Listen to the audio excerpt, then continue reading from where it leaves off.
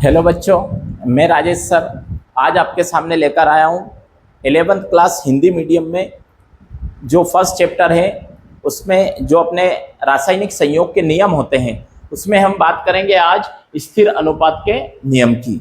तो स्थिर अनुपात का मतलब क्या होता है पहले अच्छे से समझ लीजिए कि किसी भी रासायनिक अभिक्रिया में अगर हम देखें तो जो यौगिक होते हैं ना उनका अनुपात हमेशा स्थिर रहता है, वो कभी भी बदलता नहीं है। इस नियम को सबसे पहले अगर हम बात करें तो इसको सबसे पहले दिया था, इस स्थिर अनुपात का जो नियम है इसको सबसे पहले किसने दिया था बेटा? जोसेफ प्राउस्ट ने इसको दिया था। और इन्होंने क्या बताया था कि किसी भी यौगिक में किसी भी यौगिक में तत्वों के द्रव्यमानों का अनुपात हमेशा स्थिर रहता है।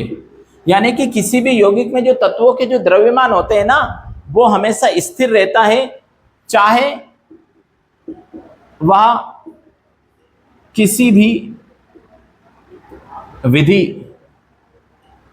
या किसी भी स्रोत से प्राप्त किया गया हो। यानी कि क्या कहने का मतलब है बेटा इसका कि हमेशा याद रखेंगे आप कि किसी भी यौगिक में जो तत्वों के जो द्रव्यमान होते हैं ना उनका अनुपात हमेशा स्थिर रहता है, यानी कि फिक्स होता है, चाहे वह किसी भी विधि से बनाया जाए या किसी भी स्रोत से प्राप्त किया जाए, उस पर निर्भर वो नहीं करता है।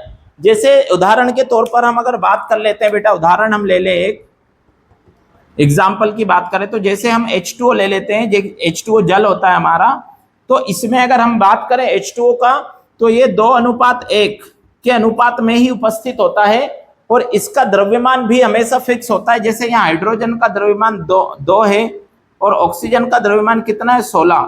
तो 2:16 इसका जो ये द्रव्यमान है वो हमेशा निश्चित ही रहेगा, यानी ये 2:1 के अनुपात में ही उपस्थित होगा। चाहे आप इस जल को किसी भी स्रोत से प्राप्त करें, चाहे आप नल का पानी ले लें, चाहे आप कुएं का पानी लें, चाहे आप तालाब का पानी ले लें, नाली का पानी ले लें, कहीं से भी आप पानी को लेंगे, यानी कि जल को आप किसी भी स्रोत से लेंगे तो उसमें हमेशा उसका जो अनुपात होगा वो क्या होगा? हमेशा यही रहेगा, 2:1 ही रहेगा, यानी उसका सूत्र भी H2O ही रहेगा, ये बदल नहीं सकता। और अगर इनके द्रव्यमान के अनुपातों की बात करें ना बेटा तो 2:16, यानी कि हाइड्रोजन का 2 होता है और ऑक्सीजन का 16, तो 2:16 यानी इनका द्रव्यमान हमेशा क्या रहेगा? निश्चित रहेगा। तो कभी भी द्रव्यमान बदल नहीं सकता, चाहे किसी भी स्रोत से लो। ठीक है, तो हम इसीलिए इसको बोलते हैं, क्या बोलते हैं बेटा? स्थिर अनुपात का नियम। यानी किसी भी रासायनिक अभिक्रिया में जो यौगिक भाग लेते हैं ना उनके द्रव्यमानों का अनुपात हमेशा निश्चित रहता है, चाहे उस यौगिक को किसी भी विधि से बनाओ, चाहे किसी भी स्रोत से प्राप्त करो, तो वो कभी भी बदल नहीं सकता है ना। तो ये हमारा स्थिर अनुपात का नियम है। हम किसी भी उदाहरण से समझ सकते हैं। हम इसकी जगह चाहें तो आप CO2 का भी उदाहरण यहाँ पर बेटा ले सकते हैं। सेकेंड उदाहरण में अगर बात करूँ ना CO2 का, तो ये 1:2 के अनुपात में ही उपस्थित रहती है। और इसका अगर द्रव्यमान की बात करूं तो कार्बन का आपको पता होगा 12 होता है और ऑक्सीजन का 2 है तो 32 हो जाएगा।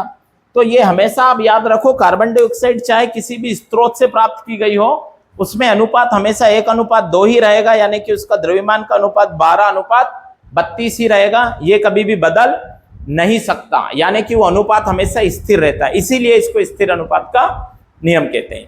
आई होप आपको ये समझ में आ गया होगा। तो इसका अच्छे से स्क्रीनशॉट ले लो, समझ लो और वीडियो को ज़्यादा से ज़्यादा लाइक शेयर करें और चैनल को सब्सक्राइब करें। Thank you.